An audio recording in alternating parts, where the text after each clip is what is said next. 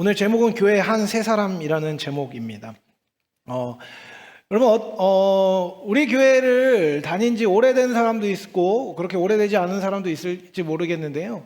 여러분, 그 옆에 있는 지체들을 한번 보시겠어요? 옆에 있는 지체들 보면서 이렇게 얘기해 주면 좋겠습니다. 당신은 하나님의 자녀입니다. 그리고 한 번만 더 얘기해 줄까요? 사랑하고 축복합니다. 예, 안 사랑하죠? 그죠? 안 사랑하고 안 축복하니까 옆에 있는 사람 보고 얘기하는데 안 하죠? 재밌죠?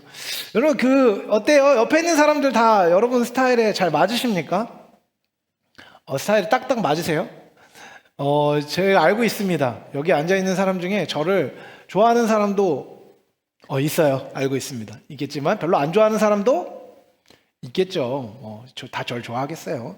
그리고 스타일이 안 맞는 사람도 있을 겁니다. 그렇죠? 서로 안에도 마찬가지죠. 뭔가 말 한마디로 상처를 받을 수도 있고, 뭔가 스타일이 안 맞을 수도 있고, 뭔가 안 맞는 부분들이 있을 수 있습니다. 그 안 맞는 부분들이 있다는 사실을 우리가 인정하는 게 참 어려운 것 같아요. 청년부를 잘 나오지 않는 지체들을 신방하거나 잘 나오다가 안 나오는 지체들을 만나거나 혹은 그거랑 상관없이 신방을 할 때 좀 자주 듣는 말이 있습니다. 청년부 안에 뭔가 들어가기가 힘들다는 얘기예요. 4년째 듣고 있습니다. 다 자기네들끼리 친한 것 같고 그래서 뭔가 그들만의 뭔가가 있어서 내가 들어가는 게 힘들다 이런 이야기를 들어본 적이 있습니다. 아니 꽤 많이 듣습니다. 심지어 제가 그런 얘기를 누구한테만 교회 온 지 얼마 안 된 새신자들한테만 듣는 게 아니라요. 리더들한테도 들을 때도 있습니다. 임원들한테도 들을 때도 있어요. 그러니까 이게 좀 당황스러운 거죠. 그렇죠? 다른 사람들이 보기에는 분명히 인사이드에 있어 보이는 사람들도 뭔가 자기가 이 공동체에 소속되지 않은 느낌이 든다는 얘기를 할 때가 있습니다. 그런 얘기 들으면 좀 당황스러워요. 여러분 어떠세요? 우리 공동체를 보면 그들만의 리그가 있고 끼리끼리 모이는 경향이 있는 것처럼 느껴지시나요? 예, 뭐 있을 수 있습니다. 뭐 괜히 느끼는 감정이라고 그냥 치부해버리기에는 사실 이런 장벽들은 오래된 공동체일수록 있기에 마련입니다. 오래 알고 지난 사람들의 친목과 익숙함이 사실 그 공동체에 들어가는 것을 방해하는 요소가 되는 경우는요. 매우 흔하고 자연스러운 일입니다. 사실 사람들이 좀 친해질수록 그리고 소그룹이나 뭐 수련회나 여러 가지 행사를 통해서 이게 친해지는 사람이 있을수록 그 상황 안에서 빠져 있거나 나와 있는 사람들이 안 친하다는 느낌을 받는 것은요. 사실 이상한 일은 아닙니다. 자연스러운 일이지요. 이미 있던 관계에 새롭게 들어가는 것은요. 여러분 어디서든 어렵습니다. 교회 아니라 교회 밖에서도요. 이 일은 어려운 일입니다. 이런 자연스러운 어려움은 뭐 있을 수 있는 거잖아요. 근데 이거 말고도요, 공동체 안에 다른 견고한 장벽들이 있다는 것을 우리는 알게 됩니다. 여러분, 믿는 성도로서 우리는 공동체를 이루고 있고, 청년부로 또 뭐 광주교회로 공동체를 이루고 있습니다. 근데 여러분, 관계에 대해서 여러분 어떻게 생각하십니까? 적극적으로 관계하는 편이신가요? 새로운 사람들에게 다가가고 말을 걸고 안 친한 사람들에게 말을 걸고 혹은 나랑 옛날엔 친했는데 뭔가 마음이 상해서 관계가 깨어진 사람과의 관계를 회복하기 위해서 애쓰고 이런 일들을 하시나요? 쉽지 않습니다. 어려워요, 사실. 그렇죠? 어색하고 귀찮고 힘을 많이 들이는 일이기 때문이죠. 그리고 사실 뭐 그거 아니라고 해도 새로운 관계를 만들고 뭔가 새롭게 친해져야 하는 이 과정은요, 짐이 됩니다. 어렵고 스트레스를 받기 마련이죠. 성향이 이구, 아무리 활발한 성격을 갖고 다른 사람들을 좋아하는 사람들이라고 하더라도요, 관계가 무한정 늘어날 수는 없습니다. 관계를 만드는 것은 힘듭니다. 하지만 여러분, 교회는 어떤 공동체입니까? 사람들을 맞아주는 공동체여야 합니다. 새로운 혹은 다시 돌아온 사람들을 향해서 열린 공동체여야 한다라는 당위는요, 우리가 얼마나 그것을 번거롭게 여기고 귀찮게 여기냐와 상관없이 없어지지 않습니다. 그러니까 목회자인 저는 새로운 사람들한테 계속 다가가야 되고 그리고 기존에 있던 사람들한테 계속 다가가야 되고 저한테 삐졌거나 마음이 상했거나 마음에 상처받은 사람한테도 계속 다가가야 한다는 당위는 저한테도 있는 것이지요. 근데요, 여러분 그 당위에 비해서 우리는 여전히 관계에 잘 열려있지 못합니다. 그리고 담을 치는 것에 익숙하죠. 담을 세우는 것에는 좀 익숙합니다. 그러니까 다른 사람하고 손절하거나 관계를 단절하거나 그 사람과 관계하지 않아야 될 이유를 찾는 것에는 꽤나 익숙하고 빠르다는 것이죠. 담을 무너뜨리고 서로에게 다가가고 사랑으로 용납하고 용납받기보다는 숨어버리고 뒤로 물러나려고 하는 경향들이 우리에게 훨씬 더 쉽고 빠르게 나타납니다. 왜 그럴까요? 여러 가지 이유가 있겠지만 가장 근본적인 이유는요, 참된 관계에 대한 올바른 지식이 없기 때문입니다. 여러분 기억하십시오. 우리는 단순히 같은 공간에 모인 사람이 아닙니다. 그리스도께서 허무신 담 너머에서 함께 살아가도록 하나로 부름받은 사람들이라는 것이죠. 여러분 옆에 있는 사람들 한번 보시겠습니까? 한 번 더 좀 봐주세요. 고개를 돌리는 신용이라도 좀 해주십시오. 아니면 눈이라도 좀 봐주세요. 여러분 옆에 있는 그 사람들이 여러분하고 한 울타리 안에 있는 사람들입니다. 여러분 우리는 여기 있는 사람들은요, 우리로 묶이는 사람들입니다. 우리는 그리스도의 사역으로 주어진 은혜를 함께 누리는 복된 사람들입니다. 그 복으로 인해 하나됨을 이룬 공동체인 것이죠. 여러분 성령이 하나 되게 하는 것을 힘써 지키라고 에베소서 후반부에 나옵니다. 여러분 안에 마음이 상하고 속상하고 짜증나고 보기 안 좋은 모습들을 바라보게 되었다고 하더라도 우리가 하나 되었다는 당위는 사라지지 않습니다. 벽을 허무신 그리스도의 사역을 통해서 우리에게 주어진 삶의 특권이 있습니다. 의무가 있고 행해야 할 바가 있습니다. 이것들에 대해서 오늘 함께 읽은 말씀을 통해 살펴보기 원합니다.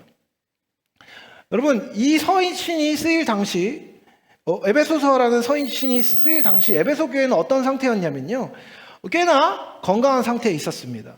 복음 안에 성장하고 있었지요. 그리고 여기에 유대인과 이방인이 함께 신앙생활을 하고 있었습니다.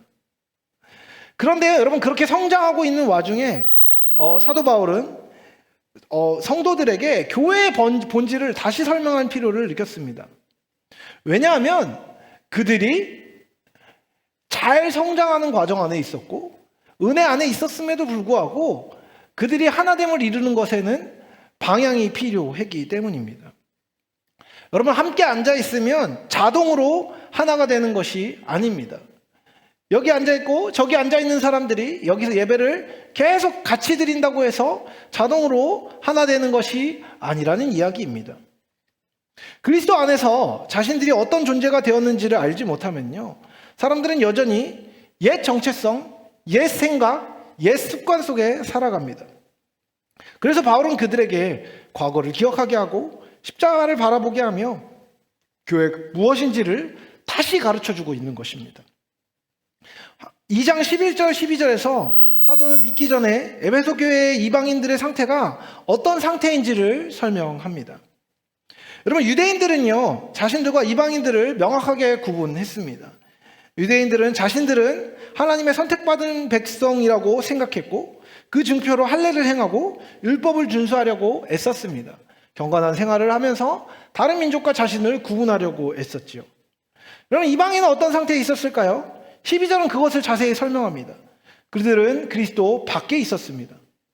여러분 이것은요 메시아의 약속이 이방인들에게 주어지지 않았다는 것입니다. 약속의 언약 밖에 있었다는 것은요 이방인들이 하나님께서 주신 구원의 약속과 소망에서 제외되어 있었다는 뜻입니다. 당연히 그들은 세상에서 소망이 없었고 하나님도 없는 자들이었습니다. 유대인들의 시각에서, 구약의 시각에서 이 이방인들은요 부정한 자로 여겨졌습니다.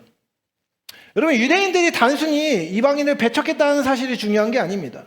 바울이 강조하는 것은요 이방인들이 하나님으로부터 멀리 떨어져 있었다는 사실입니다. 그들은 사람들에게만 소외된 것이 아니라 하나님과의 관계에서도 멀리 떨어져 있었습니다. 실제로 유대인과 이방인의 물리적인 구분은 성전에서도 발견됩니다. 예루살렘 성전에는요 이방인이 들어갈 수 있는 구역이 제한되어 있습니다.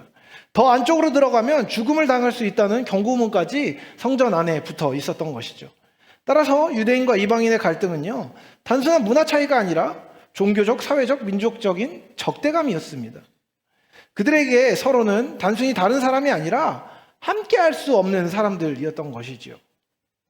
여러분, 당시 에베소 교회가 마주했던 유대인과 이방인의 분리는 형태만 달라졌을 뿐 아까도 말씀해 드렸던 것처럼 오늘날에도 존재합니다. 사람들은 정치적 성향과 경제적 수준, 세대와 문화, 학력과 직업에 따라 서로를 구분합니다. 그리고 그런 구분은 거리감을 만들고 결국 그 사이에 담을 쌓게 만듭니다. 더 안타까운 것은요, 이런 담이 교회 안에도 쉽게 세워진다는 것입니다. 오래 다닌 사람, 새로운 사람, 직분자, 평신도, 기성세대, 청년세대, 그리고 심지어 청년부 안에 있는 지체와 지체 사이에도요, 보이지 않는 담이 생깁니다. 왜 말을 그렇게 하냐? 그쵸? 왜 사역을 그렇게 하냐? 이런저런 관계의 갈등과 어려움들이 담을 세웁니다. 여러분, 문제는요, 담의 종류가 아닙니다. 담의 종류는요, 너무너무 많기 때문입니다. 문제의 핵심은 하나님과 멀어진 인간의 죄성입니다. 하나님과 멀어진 인간은요, 결국 선을 행하지 못하고 참됨을 선택하지 못하고 사랑을 선택하지 못합니다. 여러분, 이와 같이 사랑과 선을 함께 선택하여서 그 사랑과 선으로 살아갈 생각을 하지 않으면 사랑과 사람의 거리는 더 멀어지고 세워놨던 담은 무너지기는커녕 더 견고해지고 더 높아집니다. 유대인과 이방인을 갈라놓았던 죄가 오늘도 우리 안에 같은 담을 만들고 더 높게, 더 멀리 담의 규모를 만들고 있는 것입니다. 그런데 바울은 여기서 놀라운 선언을 합니다. 이제 전에 멀리 있던 너희가 그리스도 예수 안에서 그리스도의 피로 가까워졌느니라. 13절에서 바울이 이렇게 얘기하는 것이죠. 여러분, 이방인들은요, 하나님과 멀리 떨어진 사람들이었습니다. 그런데 그리스도의 피가 그들을 하나님께 가까이 이끌었습니다. 여기서 우리는 그리스도께서 이루신 화평의 가장 근본적인 의미를 발견하게 됩니다. 그리스도의 사역은요, 사랑과 사람의 화목을 이루는 것입니다. 물론 그것도 맞습니다. 하지만 가장 먼저는요, 하나님과 인간 사이에 깨어진 관계를 회복한 것입니다. 죄는 인간을 하나님에게서 멀어지게 만들었습니다.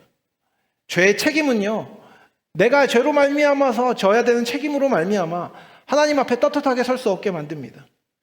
죄로 말미암아 우리의 본성이 오염된 것은요, 하나님을 사랑하기보다 하나님을 피하고 하나님을 거부하게 만듭니다. 또한 죄는 우리의 마음을 왜곡해서 하나님 없이 사는 것을 자유라고 여기게 되었습니다. 여러분, 죄된 우리의 마음을 표현할 수 있는 것이 무엇이냐면요, 하나님이 아닌 다른 것들을 누리고 하나님이 아닌 다른 것들을 바라보는 우리의 태도입니다. 어저께 이제 DTC 하면서 이런저런 얘기를 했는데, 우리 안에 있는 시험과 죄가 작동하는 이유가 무엇인지에 대해서, 왜 우리의 삶 안에 시험이 어떤 것이 가장 크게 작동하는지에 대해서 얘기하는데, 그런 얘기를 했어요. 세상의 유혹과 나의 욕심, 이것들이 가장 크게 작용하는 것 같다는 얘기를 했습니다. 그러면서 세상의 유혹을 얘기하는데 한 지체가 그런 얘기 했어요. 세상에 너무 재밌는 게 많다고. 그쵸? 여러분, 그게 맞는 얘기예요? 틀린 얘기예요? 맞아요. 너무 재밌는 게 많습니다. 그쵸? 세상에, 하나님이 우리에게 허락하시는 부유함이 너무나 많음에도 불구하고, 여러분, 하나님을 바라보기보다 다른 것들을 바라보면 그게 더 즐거워 보이는 겁니다. 그게 더 가치 있어 보이는 것입니다. 여러분, 죄는요, 하나님 없이도 스스로 행복하게 살 수 있고 하나님 없이도 스스로를 세울 수 있다는 착각을 우리에게 만들어냅니다. 여러분, 이 죄가 하나님과 우리 사이를 근본적으로 무너뜨린 것이죠. 그러나 그리스도께서는 십자가에서 우리의 죄를 담당하셨습니다. 그래서 하나님과 우리 사이를 가로막고 있는 가장 근본적인 장벽을 제거하신 것입니다. 하나님의 예수 그리스도의 화목 사역은요, 단순한 위로나 관계 개선이 아닙니다. 하나님과 인간 사이에 있었던 원수됨을 제거하는 것입니다. 그래서 화평의 출발점은 언제나 하나님과의 화해인 것이죠. 문제는 우리가 하나님과 화해된 존재라는 것을 잊어버리는 것이 있습니다. 바울은 그는 우리의 화평이신지라 두로 하나를 만드사 중간에 막힌 담을 자기 육체로 허셨다라고 말합니다. 여러분, 기억하십시오. 바울은 여기서 유대인과 이방인의 사이가 좋아졌다고 말하지 않습니다. 오히려 그들 사이를 갈라놓고 있던 적대의 근거가 제거되었다는 것을 이야기합니다. 여러분, 유대인과 이방인 사이에 민족적 차이만 있었던 게 아니라는 것을 기억하십시오. 유대인은 이방인을 향해서 종교적인 우월감을 가지고 있었고, 이방인들은 유대인들을 정치와 사회적인 지위에서 배제했습니다. 그 결과 서로 오랜 역사 속에 적대감이 계속해서 쌓여 왔었습니다. 여러분, 실제로 아까도 말씀드렸던 것처럼 성전에는 이방인의 출입을 제한하는 담이 있었습니다. 그 담은요, 무너지지 않고 있었어요. 이방인과 유대인, 사람과 사람 사이에 적대감을 상징적으로 보여주는 구조물이 성전 안에 떡하니 남아 있었던 것입니다. 여러분, 바울은요, 그 모든 적대의 가장 깊은 뿌리가 우리의 죄에 있다고 말합니다. 하나님과 멀어진 인간은 결국 서로에게도 담을 세울 수밖에 없다는 것이죠. 여러분, 이 죄로 말미암아서 서로 안에 세워지는 그 담의 원인은요, 여러 가지입니다. 열등감이 있을 수도 있습니다. 그리고 다른 사람보다 내가 낫다는 교만일 수도 있습니다. 다른 사람이 나에게 관심이 없다는 생각일 수도 있습니다. 다른 사람의 정죄일지도 모릅니다. 누군가가 나를 차별하는 것 같은 느낌일지도 모르겠습니다. 또 누군가와 괜시리 생기는 경쟁심이 될 수도 있고요. 누군가가 꼴보기 싫은 미움도 죄가 만들어낸 담이라고 이야기할 수 있습니다. 근데 그리스도께서 자기의 몸을 십자가에 내어주심으로 그 담을 허무셨다고 말합니다. 바울이 굳이 자기 육체로라고 말하는 이유도 여기 있습니다. 여러분, 화평은요, 값싼 선언으로 이루어진 게 아닙니다. 야, 잘 지내봐 라고 말하는 것으로 이루어진 게 아닙니다. 희생으로 이루어진 것입니다. 예수의 몸이 찢어짐으로 우리를 갈라놓았던 원수됨의 근거가 근본적으로 제거된 것입니다. 그런 의미에서 십자가는요, 단순히 개인의 구원만을 위한 사건이 아닌 것입니다. 하나님과 화목하게 된 사람들이 서로도 화목하게 살아갈 수 있는 새로운 현실이 열린 것이지요.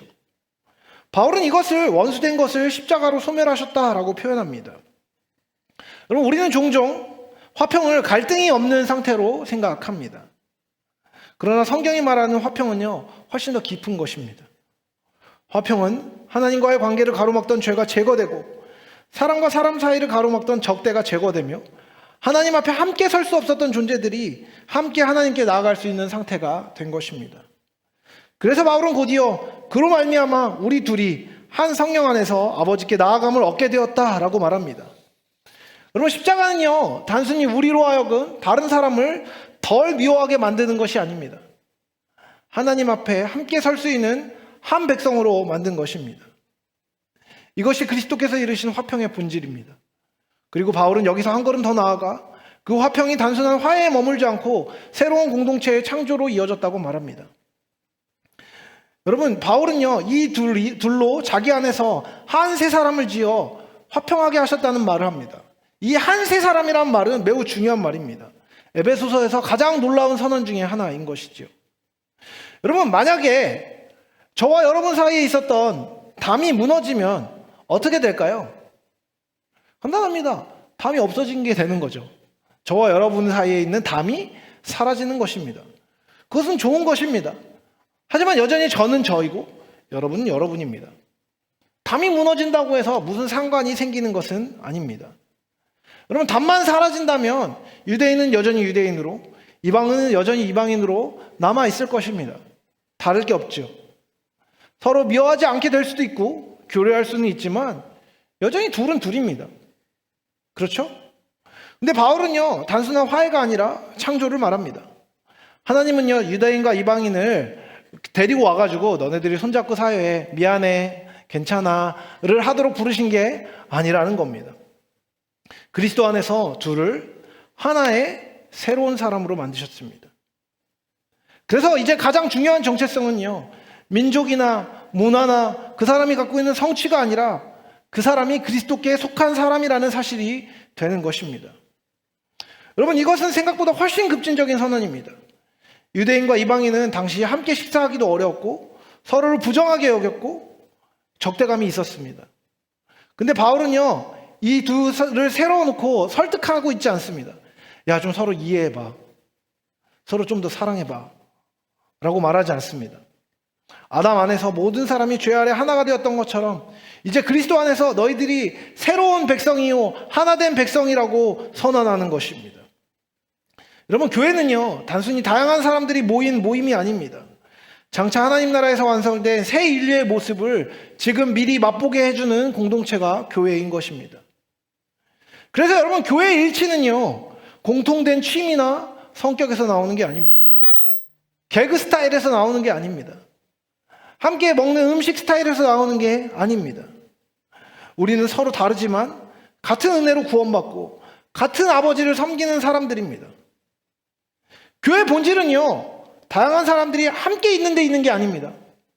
그리스도 안에서 새로운 정체성을 부여받은 데 있는 것입니다. 그래서 바울은 마지막으로 그로 말미암아 우리들이 한 성령 안에서 아버지께 나아감을 얻게 되었다라고 말합니다. 이것이 한 세 사람의 가장 중요한 특징입니다. 하나님과 화목하게 된 사람은 혼자 하나님께 나아가는 게 아닙니다. 같은 은혜를 받은 형제 자매들과 함께 아버지께 나아가는 것이지요. 그래서 교회는 단순히 벽을 무너뜨린 공동체가 아니라, 담을 무너뜨린 공동체가 아니라 함께 하나님을 예배하고 함께 하나님 나라를 바라보는 공동체입니다. 거듭 말씀드리지만 교회의 일치는 성격이나 취향의 유사성에서 나오는 게 아닙니다. 같은 아버지를 섬기는 데 있는 것입니다. 교회의 화평도 인간의 노력으로 만드는 것이 아니라 그리스도께서 이루신 화목에 참여하는 것이지요. 바울은 19절에서 이 새로운 정체성을 이렇게 소개합니다. 너희는 외인도 아니요 나그네도 아니요 오직 성도들과 동일한 시민이요 하나님의 권속이라. 여러분, 과거 이방인은 밖에 있는 사람이었습니다. 언약 밖에 있었고 소속이 없었습니다. 그러나 이제는 다릅니다. 한 세 사람이라는 새로운 소속을 얻었다는 것입니다. 더 이상 외인이 아니라 하나님 나라 시민이며 하나님의 가족이 되었습니다. 하나님께 나아갈 수 있다는 것은 단순히 예배할 자격을 얻었다는 뜻이 아닙니다. 하나님을 아버지로 부를 수 있는 집안의 사람이 되었다는 것입니다. 여러분, 기억하십시오. 우리는 서로 선택해서 가족이 된 사람이 아닙니다. 그리스도께서 자신의 피로 한 가족이 되게 하신 사람들인 것이지요. 그렇게 교회의 일치는 조직의 결속력이 아니라 하나님께서 만들어주신 가족됨에서 비롯되는 것입니다. 여러분, 여기 있는 사람들이 거의 다 알겠지만 저한테는 아들이 4명이 있습니다. 고개를 끄덕거리니까 약간 민망하네요. 네. 저희 첫째 아이가 유은이고, 둘째 아이가 유신이고, 셋째 아이가 유영이고, 넷째 아이가 유성입니다. 근데요, 여러분, 얘네들이 저희 집을 선택해서 천국에서 보고 이 집이 갈만하겠어 해가지고 뭐 지원해서 온 게 아닙니다. 하나님 보내주셔서 오신 거죠. 여러분, 그래서 이 네 아이들이 참 다 비슷하게 생겼음에도 불구하고 성격이 진짜 다 다릅니다. 하는 짓도 다르고 성향도 너무 달라요. 요즘에 갈등이 가장 큰 관계는 1번과 2번 그리고 2번과 3번입니다. 그리고 사실 1번과 3번도 갈등이 요즘에 첨예화되고 있습니다. 점점 막 서로가 가진 걸 뺏고, 아래 것들은 다 위에 것들이 가진 거가 다 좋아가지고 2번은 1번이 가진 걸 가지려고 하고 1번이 가진 걸 2번이 뺏으면 3번이 2번 거를 뺏으려고 하고, 뭐 이러한 어떤 역학관계가 계속되고 있습니다. 그 갈등을 중재하느라고 요즘에 살이 빠집니다. 너무 힘들어 죽겠어요. 근데요, 여러분, 얘네들한테 얘기하는 거예요. 야, 너 형한테 개기지 마. 형하고 싸우지 마. 형하고 잘 지내야 돼. 라고 얘기합니다. 스타일이 안 맞아요. 근데 그러고 싶을까요? 안 그러고 싶을까요? 안 그러고 싶죠. 그냥 다 때려 패고 싶고, 그죠? 얼굴 긁어버리고, 형아 밀고, 안 보이는 데서 동생 발로 차고, 하고 싶은 게 애들의 마음입니다. 여러분, 근데요, 그걸 하지 말라고 얘기합니다. 왜 하지 말라고 얘기할까요? 그게 죄니까요. 그게 잘못된 거니까요. 또 이유인데, 여러분, 이거보다 더 큰 이유가 뭔지 아십니까? 아빠 엄마가 하지 말라고 하니까. 너네가 엄마 아빠의 자녀이니까. 엄마 아빠의 자녀로서 너희가 함께 살아가야 하니까 라는 당위가 더 커지는 겁니다. 가정 안에 하나됨을 이루는 부르심을 갖고 있기 때문이지요. 여러분, 그 당위가 애들에게 먹힐까요? 안 먹힐까요? 의외로 먹힌다는 거 아십니까? 같은 아버지, 같은 어머니, 함께 사랑하는 관계 안에서 그 사랑으로 함께 한다는 이유 자체가 가족의 하나됨을, 화목됨을, 자신의 본성을 누려야 하는 이유가 되는 것입니다. 여러분, 바울은요, 교회가 어떤 기초 위에 서 있는 공동체인지에 대해서 설명합니다. 교회가 사도들과 선지자들의 터 위에 세워진 공동체라고 얘기합니다. 여기서 터라는 것은요, 사도나 선지자라는 사람 자체를 말하는 게 아니라 그들이 증언한 복음을 이야기합니다. 여러분, 사도와 선지자들은요, 자신의 사상을 전한 사람들이 아니라 그리스도를 전한 사람들이었습니다. 교회는 사람을 중심으로 세워진 공동체가 아니라 사도와 선지자들이 예수 그리스도에 대해 증언한 복음 위에 세워진 공동체입니다. 그리고 그 터의 중심에는요, 모퉁이 돌 대신 예수 그리스도가 계십니다. 고대 건축에서 모퉁이 돌은요, 건물 전체의 방향과 지어지는 방향을 결정하는 돌이었습니다. 건물의 모든 부분이 그 돌을 기준으로 맞추어졌습니다. 여러분, 그리스도가 교회의 모퉁이 돌이라는 것은요, 교회의 모든 성도가 그리스도를 기준으로 가져간다는 것입니다. 교회의 기준은요, 시대의 흐름, 사람들 한 사람 한 사람 취향과 성향이 아니라 예수 그리스도입니다. 그렇다면 그리스도를 기준으로 삼는다는 것은 무엇을 얘기합니까? 그것은 교회가 끊임없이 그리스도를 닮아가도록 부름받았다는 뜻입니다. 세상은 높아지라고 말하지만 그리스도는 자신을 낮추셨습니다. 세상은 더 많이 가지라고 말하지만 그리스도는 자신을 내어주셨습니다. 세상은 이기라고 말하지만 그리스도는 사랑하셨습니다. 세상은 나를 알아달라고 말하지만 그리스도는 나를 죽이셨습니다. 그러므로 교회는 세상이 중요하게 여기는 성공을 기준으로 자기를 평가하는 것이 아닙니다. 얼마나 그리스도를 닮아가고 있는가를 기준으로 자신을 돌아보는 것이지요. 여러분, 어려운 상황 안에 있을 때 이제 성도들을 만나고 청년들을 만나서 상담을 하게 됩니다. 청년들을 만나서 상담하다 보면 특별히 잘못을 한 사람들은 이제 뭐 잘못한 거 좀 인정하라고 얘기하고 이제 옳고 그름을 얘기하면은 이제 조금 뭐라고 그럴까요? 다행히 감사한 마음으로 회개하고 자복하면 이제 잘 풀리는데 문제가 있습니다. 억울한 상황을 당한 사람들한테 얘기할 때의 문제예요. 별로 잘못한 것이 없는데 상대방과의 관계 안에서 관계를 푸는 원칙이 뭐죠? 여러분, 교회에서의 원칙은 무엇입니까? 사랑하고 이해하고 용서하고 참는 겁니다. 그죠? 아니라고 생각하시는 분들은 성경을 잘 읽어보시기 바랍니다. 여러분, 교회에서 기본 원칙은 그거예요. 근데 여러분, 억울한 일을 당한 사람들이 하는 얘기가 있어요. 언제까지 이래야 돼? 얼마나 참아야 돼? 내가 이거보다 더 참아야 돼? 내가 엄청 많이 참았는데? 이런 얘기들을 여러분, 저한테 뭐 반말로 하지는 못하지만 속으로 눈빛으로 계속해서 쏘면서 자신의 억울함을 토로합니다. 여러분, 그 억울함은 정당한 것이에요? 부당한 것이에요? 생각보다 많은 경우 정당합니다. 억울해하는 건 말이죠, 꽤나 정당해요. 근데 여러분, 그때 어디까지 참아야 되는 겁니까? 제가 강단 위에서 감히 얘기하건대 예수님이 원하시는 만큼 참는 겁니다. 그죠? 아닌가요? 여러분, 우리가 하나 될 수 있는 이유는 서로가 같아서, 서로 더 훌륭해서가 아니라 모두가 같은 주님께 자신을 맞춰야 하기 때문입니다. 마음이 답답해지시나요? 여러분, 바울은요, 교회를 완성된 건물로 말하지 않습니다. 오히려 지어져 간다고 말합니다.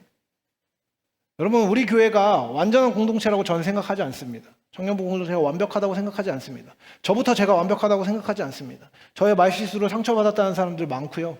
제가 한 언행과 잘못된 걸로 말미암아서 마음이 상하는 사람들, 죄송한 말씀이지만 많이 보았습니다. 하지만 여러분, 그 모든 상황 안에서 하나님께서 일하시고 그 사람을 보호하시고 저를 보호하시고 함께하게 하심으로 교회를 성숙하게 만드시고 더 깊은 데로 우리를 인도하시는 것을 보게 됩니다. 여러분, 십자가를 통해 화목은 이미 이루어졌습니다.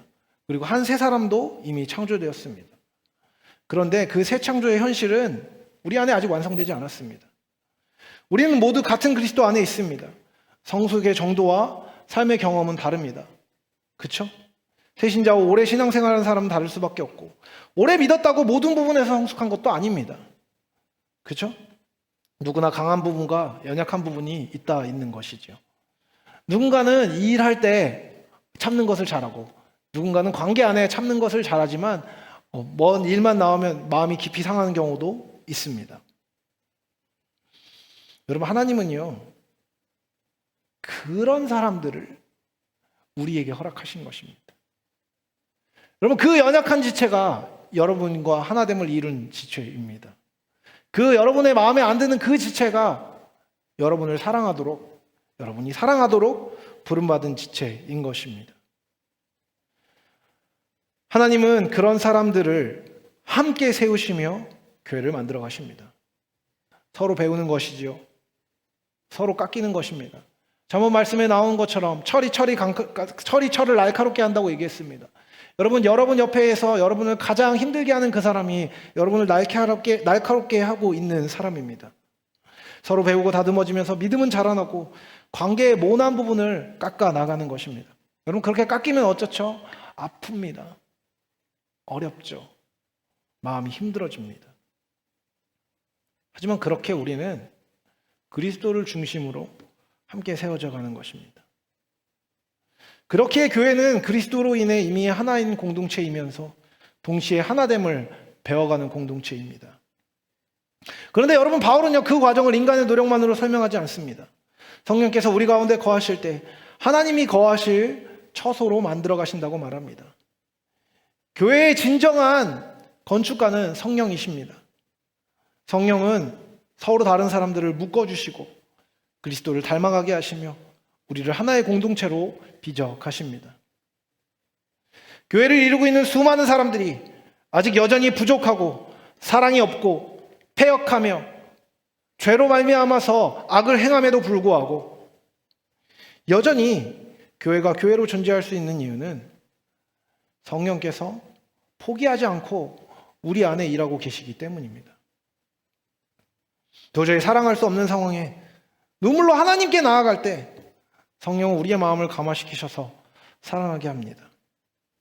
참기 힘든 관계의 시험에서 인내하고 성숙하게 반응하는 것 역시 성령의 사역 없이는 불가능합니다. 우리의 힘으로 넘어갈 수 없는 문제들을 성령께서 도우심으로 넘어가게 하시는 것이죠. 여러분, 성령께서 교회를 세우신다는 사실이 우리의 책임을 없애지는 않습니다. 오히려 더 분명하게 만들지요. 여러분, 우리는 모퉁이 돌 대신 그리스도께 자신을 맞추어야 합니다. 여러분 스타일에 예수님을 맞추려고 하지 마십시오. 여러분이 여러분의 주인이시며 여러분의 사랑이시며 여러분의 힘의 근원이신 예수 그리스도께 여러분을 맞춰야 됩니다. 용서해야 할 사람을 용서하고 품어야 할 사람을 품고 사랑해야 할 사람을 사랑해야 합니다. 용서할 수 있는 사람, 품을 수 있는 사람, 사랑할 수 있는 사람이 아니라 해야 하는 그 일들을 해야 하는 것입니다. 도저히 안 된다고 여러분 마음이 어렵고 마음이 찢어질 때 어떻게 해야 합니까? 안 된다고 핑계하는 게 아니라 성령께서 내 삶 안에 일하시도록 자기를 내어드려야 합니다. 그리스도의 십자가를 지고 주님께 자신의 방향을 정렬하겠다는 헌신의 결단이 필요한 것이죠. 여러분, 교회는 완성된 사람들의 모임이 아닙니다. 함께 지어져 가는 사람들의 공동체입니다. 아, 걔는 왜 그래? 라고 생각하지 마십시오. 너도 그렇습니다. 우리도 그런 것이지요. 우리가 누군가를 참고 있다는 것 때문에 힘드십니까? 여러분, 여러분을 격려하는 방법은 무엇이냐면 누군가가 여러분을 참았고 지금도 참고 있고 앞으로도 참아줄 것입니다. 성도는 여러분 교회 소비자가 아닙니다. 여러분, 여기 와서 사랑을 받고 품어지고 함께 해지는 사람들이 될 수 있는 자격을 여러분은 갖고 있습니다. 교회 공동체는요, 여러분을 참아낼 것입니다. 여러분과 함께 할 것입니다. 여러분을 포기하지 않기 위해서 애쓸 것입니다. 하지만 여러분 또한 교회의 지체로서 그 참음에 참여하는 사람입니다. 그 사랑에 참여하는 사람입니다. 그 함께함에 참여하는 사람인 것이죠. 제가 언젠가 그런 얘기를 했는데, 여러분, 그 임원들은 수련회에 참석합니다. 왜요? 임원이잖아요. 근데 임원을 했던 사람들은 수련회에 참여를 잘 안 합니다. 왜요? 임원을 지금 안 하고 있기 때문입니다. 무슨 말인지 이해되시나요? 이상하게 뭔가 사역의 부르심 안에 있고 강력한 무언가를 해야 되는 자리에 있으면 내가 주체라는 생각을 해요.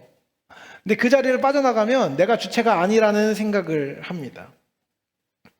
여러분 그러지 마십시오. 여러분은 교회의 소비자가 아닙니다. 교회에서 나에게 해주는 좋은 말, 나를 참아주는 어떤 것, 나에게 해주는 위로, 나에게 가져야 하는 관심, 그것만 써먹는 사람은요, 교회의 소비자의 자리에 있는 사람입니다. 여러분은 성령께서 세우시는 집의 돌입니다. 그러므로 우리는 그리스도께 붙어 있고 성령의 손길에 자신을 맡겨야 합니다. 여러분이 사랑해야 될 사람을 찾으십시오. 여러분이 섬겨야 할 사람을 찾으십시오. 여러분이 용서해야 할 사람을 찾으십시오. 여러분이 붙잡아야 할 사람을 찾으십시오. 그 사람에게 격려해 주십시오. 그 사람에게 밥을 사주십시오. 그 사람에게 연락을 해주십시오. 그 사람에게 여러분의 손을 내밀어 주십시오. 그렇게 여러분이 잡는 그 사람을 통해서 교회가 이루어져 가는 것입니다. 그렇게 우리는 그리스도께 붙어 있고 성령의 손길에 자신을 맡겨야 합니다. 하나님은 그런 사람들을 통해 오늘도 교회를 지어 가십니다. 여러분 기억하십시오. 여러분은 교회의 소비자가 아닙니다. 교회의 몸인 것입니다. 말씀을 마무리하려고 합니다.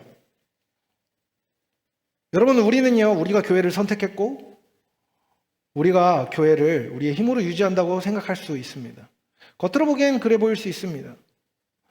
하지만 에베소서가 명확하게 보여주는 교회의 주어는요, 우리가 아니라 하나님입니다. 하나님께서 우리를 부르셨고 그리스도 피로 하나 되게 하셨고 성령으로 함께 세워가고 계십니다. 이것이 우리의 소망입니다. 교회의 미래가 우리의 능력에 달려있는 것이 아니라 하나님께 달려있기 때문입니다.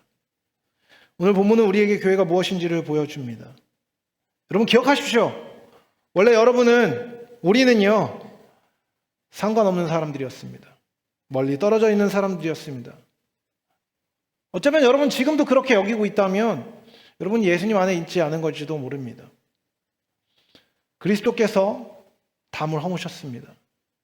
우리를 또한 한 새 사람으로 만드셨습니다.